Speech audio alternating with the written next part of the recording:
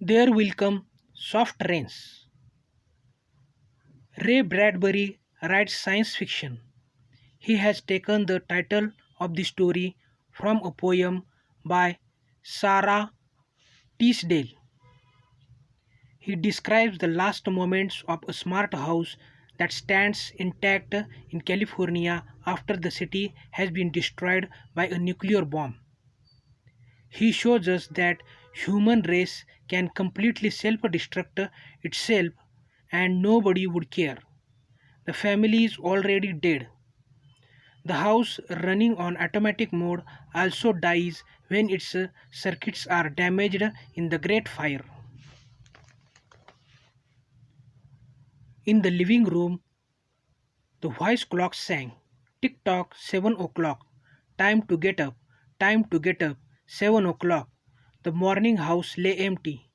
The clock ticked on, repeating its sound into the emptiness. 7 9. Breakfast time. 7 9.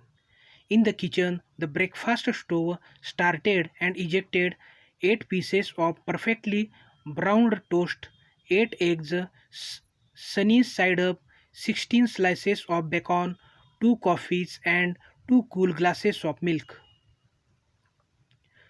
"Today is August 4, 2026," said a second voice from the kitchen ceiling. In the city of Allendale, California, it repeated the date 3 times for memory's sake. "Today is Mr. Featherstone's birthday.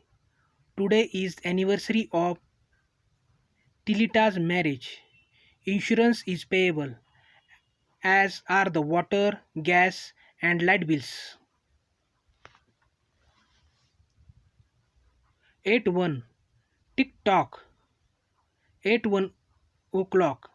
Off to school, off to work. Run, run, 8 1. But no doors closed. No one walked the carpets. It was raining outside. The weather box on the front door sang quietly. "Rain, rain, go away. Umbrellas, raincoats for today." And the rain tapped on the empty house, echoing. Outside, the garage chimed and lifted its door to reveal the waiting car. After a long wait, the door shut down again. After 8:30, the eggs were untouched and the toast was like stone. An aluminium wedge scraped them into the sink. The dirty dishes were dropped into a hot washer and emerged twinkling dry. 9:15 sang the clock. Time to clean. Tiny robot mice, all rubber and metal, darted and crawled all over. They banged against chairs, gliding over the rug, sucking gently at hidden dust. Work over. They disappeared into their burrows. Their pink electric eyes faded. The house was clean. 10 o'clock, the sun came out from behind the rain. The house stood alone in a city of rubble and ashes. This was the one house left standing. At night, the ruined city gave off a radioactive glow that could be seen for miles. 10:15. The garden sprinklers turned on, filling the soft morning air with brightness. The entire west face of the house was burnt black, except for 5 places: a man mowing a lawn, a woman bent to pick flowers, still farther over, a small boy, hands thrown into the air as if to catch a ball, and opposite him a girl, hands raised to catch a ball which never came down. Until this day, how well the house had kept its peace, how carefully it had inquired, "Who goes there? What is the password?" and getting no answer from lonely foxes and whining cats. It had shut up its windows and drawn shades. If a sparrow brushed a window, the shade snapped up. The bird startled flew off. No, not even a bird must touch the house.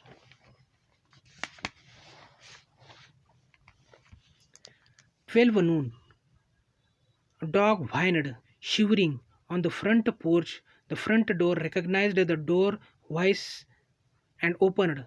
The dog, once huge and fleshy, but now all bone and covered with sores, moved in, and so did the cleaning mice that caught in their steel jaws all offending dust, hair, or paper, and removed them at once. The dog ran upstairs, hysterically yelping to each door, at last realizing that only silence was there. It shifted the air and scratched the kitchen door. Behind the door, the stove was making pancakes. The dog frothed at the mouth. It ran wildly in circles, biting at its tail, and died. It lay in the living room for an hour. 2 o'clock sang a voice, delicately sensing decay at last. Hordes of mice moved out softly. 2:15. The dog was gone. 2:35. Bridge tables sprouted from courtyard walls. Playing cards fluttered. Music played, but the tables were silent and the cards untouched. At 4 o'clock, the tables folded like great butterflies and went back into the walls. 4:30. The nursery walls glowed.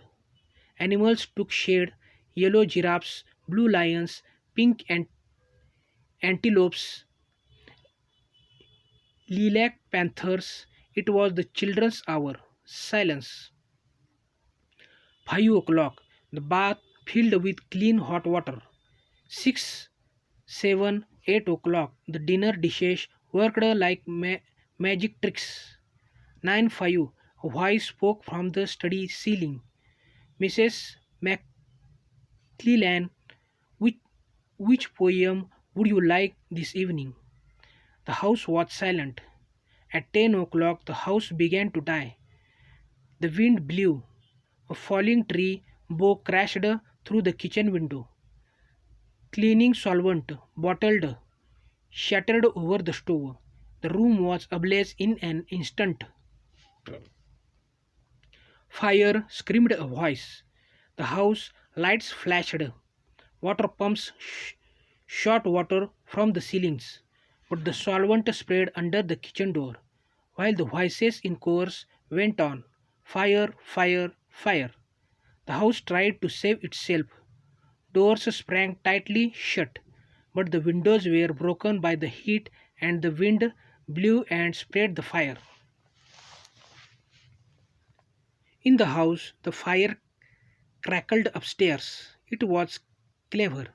It had already sent flames outside the house. Help, help, fire, run, run. Heat snapped mirrors like the first brittle winter ice. It gobbled up paintings, drapes, clothes, beds, everything in its way. In the nursery, the jungle burned. Blue lions roared. Purple giraffes ran away. The panthers ran in circles, changing color, and hundreds of other animals vanished. In the last moments, voices could be heard announcing the time, instructing the lawnmower, slamming and opening the front door. A thousand things happening all at once, and a few last cleaning mice moving bravely to carry the horrid ashes away that were falling all over like rain. In the kitchen, the stove could be seen making breakfast hysterically.